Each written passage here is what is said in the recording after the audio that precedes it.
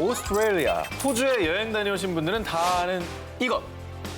호주에는요, 피자 파는 초가집, 도널드 햄버거, 안경 할아버지 치킨집 등 우리가 잘 아는 패스트푸드집은 다 있지만 절대 버거왕은 찾아볼 수가 없습니다. 그것만 없어? 뭐죠 또 이거는? 왜?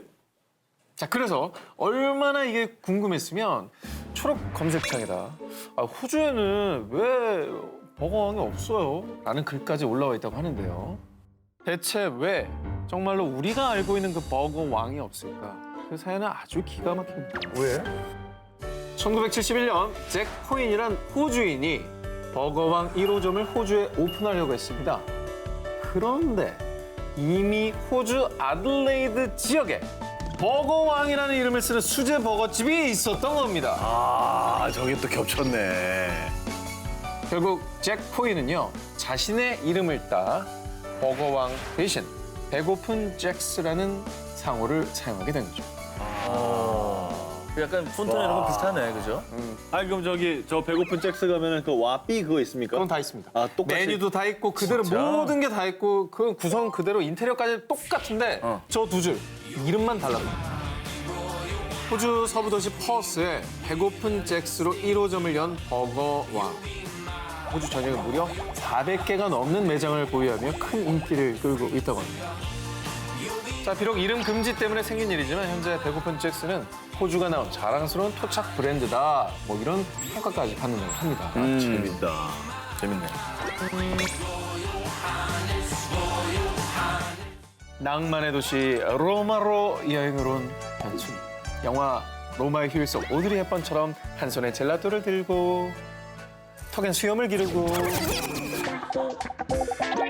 로마의 정취를 즐기려는 순간 수갑이 절컥!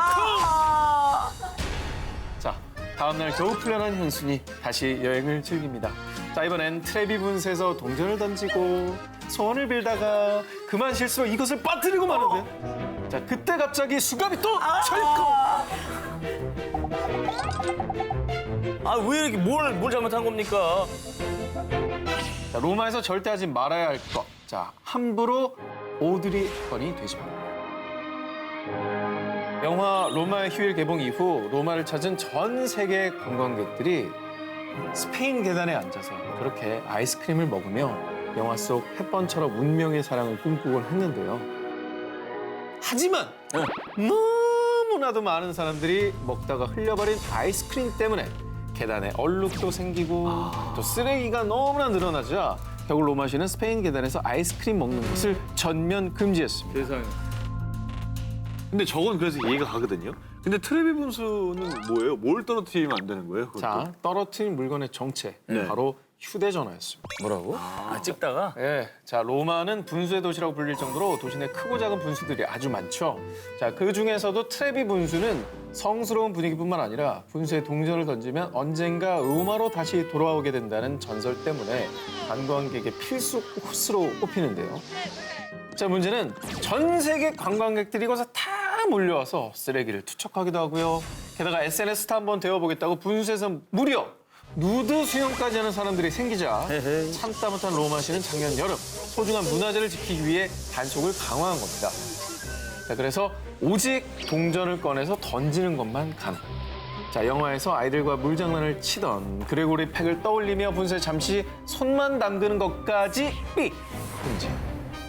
적발시 최대 240유로, 우리 돈으로 약 30만 원의 벌금을 낼 수 있으니까 꼭 주의하시기 바라겠습니다.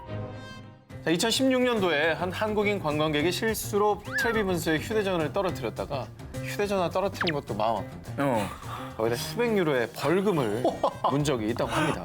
잔인하다. 전화도 버리고 벌금도 내고. 그렇죠. 그러니까 저희 가서는 그냥 호주머니에 있는 거 아무도 꺼내지 마시고 그냥 동전 하나 꺼내고 던진 뒤에 소원 빌고 오시면 되겠습니다.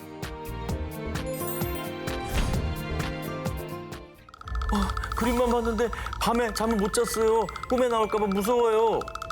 우리 아이가 그림책을 보더니 갑자기 울면서 쓰러졌어요. 라는 독자평을 가진 무시무시한 동화책이 있습니다. 1969년 출판 일주일 만에 판매 중지 처분이 내려진 이 책은요, 일명 트라우마 그림책으로 알려진 일본의 동화책입니다. 거미나리와 개구리인데요.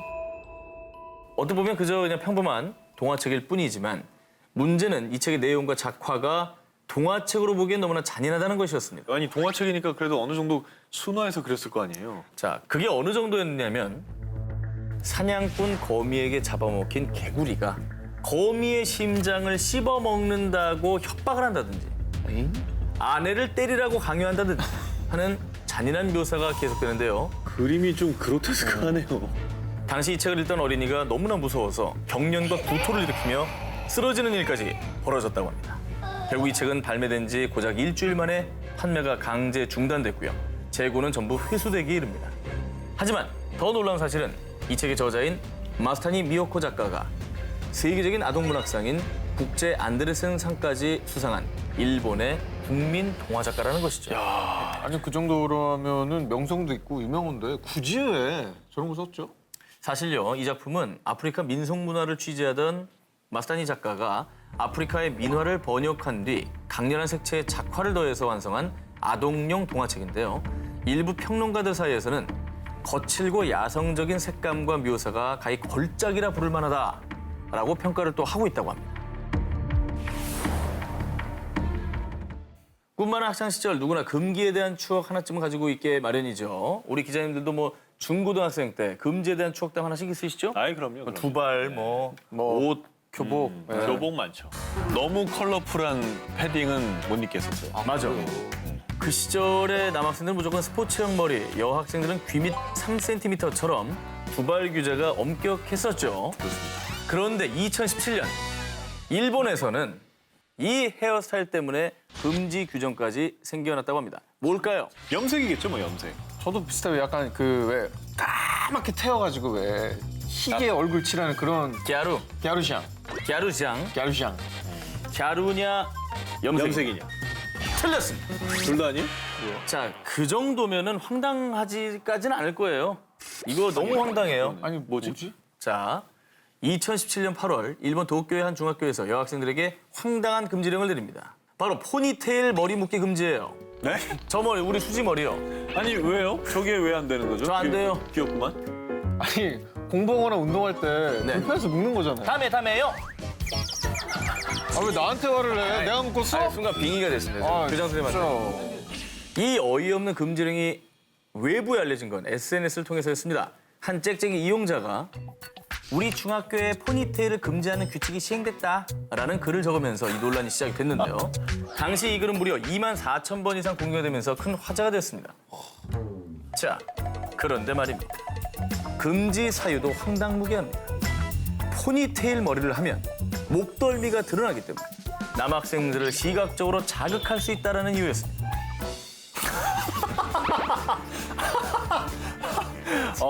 이거는 뭐 당황스러워. 목덜미가 보여서 목덜미를 가려주세요라는. 당황스러워.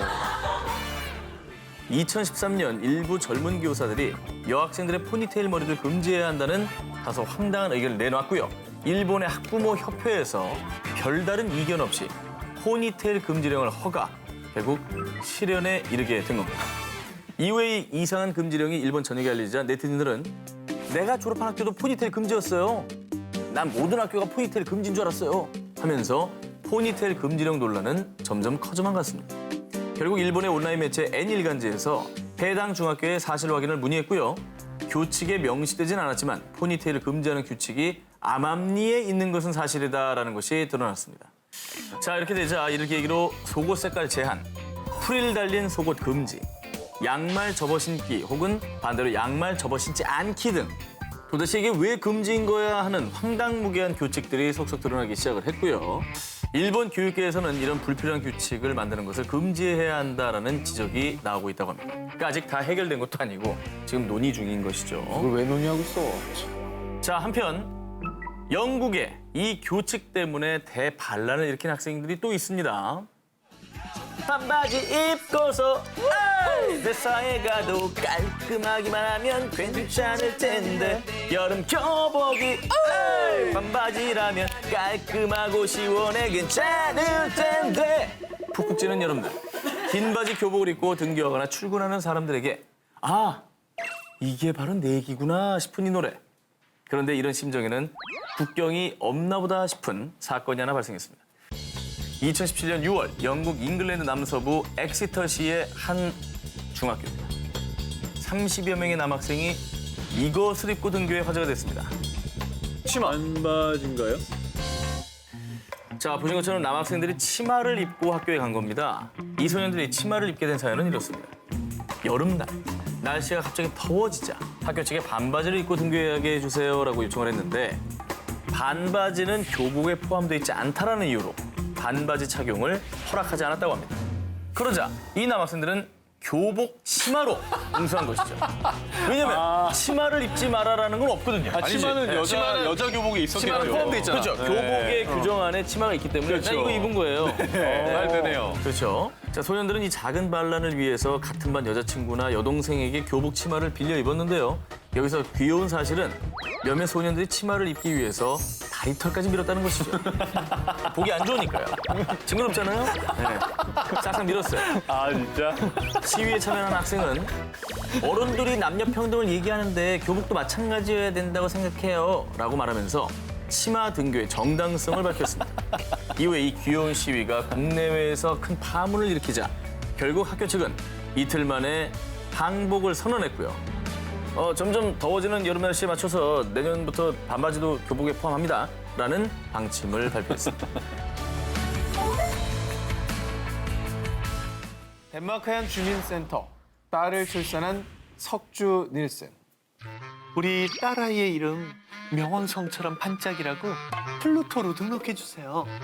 No, no, no. Never. Get out! 덴마크에서는요, 아이들이 성장하면서 이름 때문에 분리 혹은 좋지 않은 영향을 받을 것을 염려해 매우 엄격한 장명법을 갖고 있습니다. 뭐야? 즉, 아이들을 보호하기 위한 취지인 거죠. 진짜? 자, 그래서 부모가 자녀의 이름을 마음대로 짓는 것을 금지. 그럼 어떻게 지어야 되느냐? 나라에서 미리 정해놓은 이름 목록이 있습니다. 거기서 골라야 돼? 그렇습니다. 자, 지금까지 법으로 승인된 여자 이름 목록은 약 2만 개, 남자 이름은 약 1,700개가 있고요. 많이 겹치겠네. 자, 이 리스트는 관공서 사이트를 통해서 누구나 확인할 수 있다고 합니다. 장명소는 장사가 안 되겠군요. 아니 그렇죠. 2만 개 중에 하나 고르는 것도 능력이니까 장명소가 있을 수도 있어요. 아, 뭘 골라주는 뭘 골라라. 되죠. 근데 목록에 없는 다른 이름을 지어주고 싶다. 이러면 뭐 절대 안 되는 겁니까, 그건? 자, 그것도 조사를 제가 해봤습니다. 네. 그런데 그런 경우에는 거주 지역의 교회에서 부모가 정한 아기의 이름을 허락을 해줘야 되고요. 제2차로 정부 기관의 검토까지 통과를 해야 이름을 지어줄 수 있다고 합니다. 자, 그럼 이렇게 이름의 엄격한 나라 덴마크만 있느냐? 제 전문이죠. 독일도 있습니다. 참고로 독일에선 장명 리스트가 따로 있는 건 아니지만 이름만 들어도 아이의 성별을 정확하게 할 수 있어야 됩니다. 애매하게 이름을 못 짓는다는 거예요. 조롱거리가 될 수 있거나 제품명 같은 특이한 이름도 안 된다고 합니다. 자, 불합격된 사례 중에 메티라는 이름은 성별을 알 수 없어서 또 양배추를 의미하는 코울도 식물의 이름이다라고 다 등록이 거절됐다고 합니다. 와.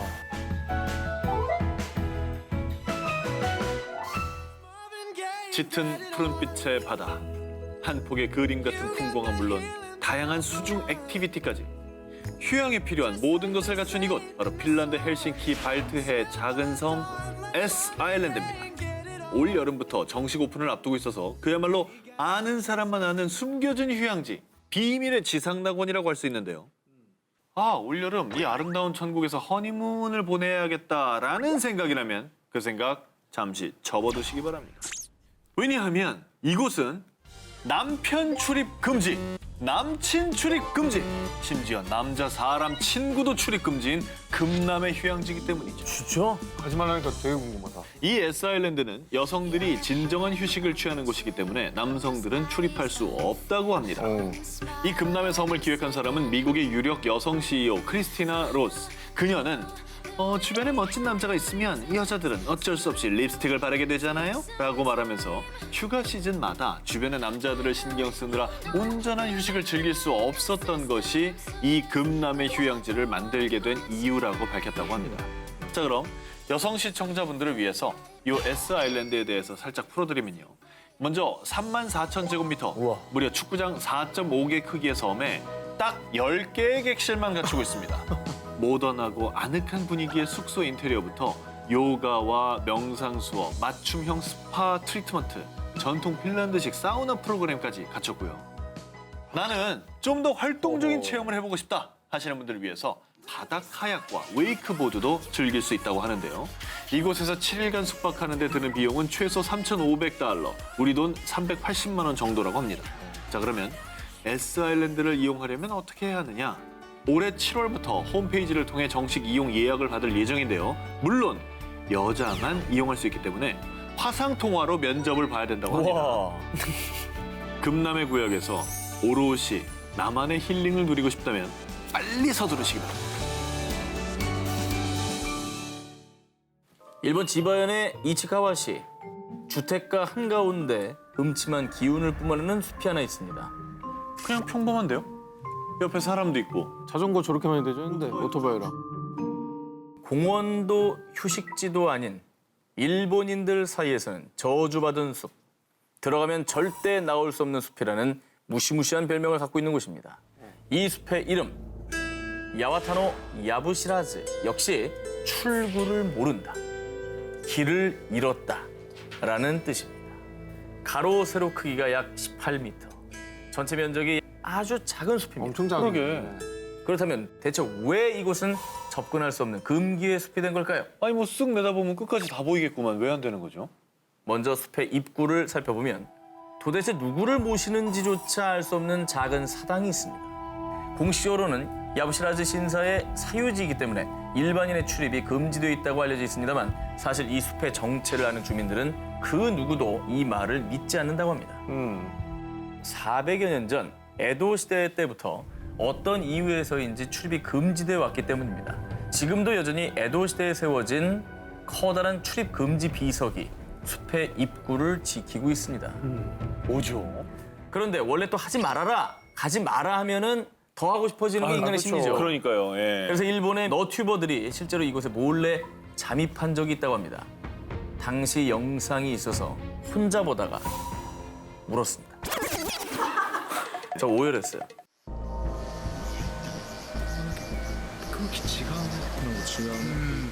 이 숲의 대나무를 만진 사람들이 행방불명되거나 또 귀신이 출몰한다는 설 등 믿기도 힘들고 확인할 수도 없는 이야기들이 이 숲을 둘러싸고 계속되고 있는데요. 혹시 일본 여행 중에 이곳을 지나게 되신다면 출입금지라는 사실을 꼭 기억해 두시고요. 이 경고를 무시했다가 어떤 일이 일어날지 모르기 때문에 뭐 찜찜하게 괜히 들어갈 이유가 없지 않겠습니까? 네. 조심하세요. 만약에 중국에서 성의를 표시하거나 마음을 전할 때 이런 선물을 했다면 당신의 인간관계가 꽉 막힐 수가 있습니다. 이름하여 중국에서 이런 선물하지 마라. 먼저 쫑 선물 금지. 중국어로 벽시계가 쫑이죠. 중국에서 쫑, 이 벽시계가 의미하는 것. 유다입니다. 아 그래요? 그렇습니다. 이 중국어로 시계를 선물하다는 송쫑이라고 발음을 합니다. 이 발음이 장례를 치르다라는 뜻의 송쫑과 발음이 똑같습니다. 장례식을 치른다. 아 그래서 중국에서 벽시계를 선물하는 건 너 죽어 혹은 네가 하고 있는 사업 다 망해버려라는 뜻이라고 합니다. 아이고야. 또 시계라도 하나 풀러드려요. 송쫑? 송총? 아니야 이 손목시계는 또 괜찮아요. 손목시계는 괜찮아요. 이거는 쇼비아오. 쇼비아오 다른 말로 쓰기 쇼비아오. 때문에 이거 괜찮아요. 이어서 두 번째 금지 선물. 딸랑딸랑 종입니다. 종도 그렇구나. 종을 선물하다. 역시 송쫑. 아 그렇죠. 그 한 예로 중국의 코미디 액션 영화 쿵푸 허스를 보면 이런 중국의 문화를 엿볼 수가 있습니다. 이 송종 아니 발음에 따라서 금지하는 것도 많고 금기하는 것도 많고 그게 좋은 의미로 쓰이기도 하고 네. 숫자 8을 좋아하는 것도 그런 그 발음 때문에 그렇게 연결이 되는 거거든요. 그렇습니다. 자, 그리고 또 절대 금지하고 있는 금기시 선물. 바로 거북입니다. 거북이. 거기는 십장수행의 일종이고 장수의 의미니까 송총 이거는 연결이 좀 안 되잖아요. 아하. 죽으라는 것도 아니고 오래 살라 그런 의미 아닙니까? 중국에서는 거북이와 자라를 통칭해서 왕빠라고 읽습니다. 이것은 인간으로서 갖춰야 할 8가지 도리를 잇다라는 뜻의 망팔과 발음이 거의 흡사합니다. 왕파. 그죠? 아 그러네요. 그죠? 왕빠, 그죠? 와 맞죠? 그러네. 만약에 중국인에게 거북이 같다 혹은 예이 거북이 같은 녀석아 라고 하는 건 짐승만도 못한 이 강아지 삐삐야라고 하는 뜻인 겁니다. 그래서 중국에서는 거북이 모양, 거북이 그림이 그려진 물건 모두 아무리 값비싼 명품이라 할지라도 선물해선 안 된다고 합니다. 꼭 기억하시기 바랍니다.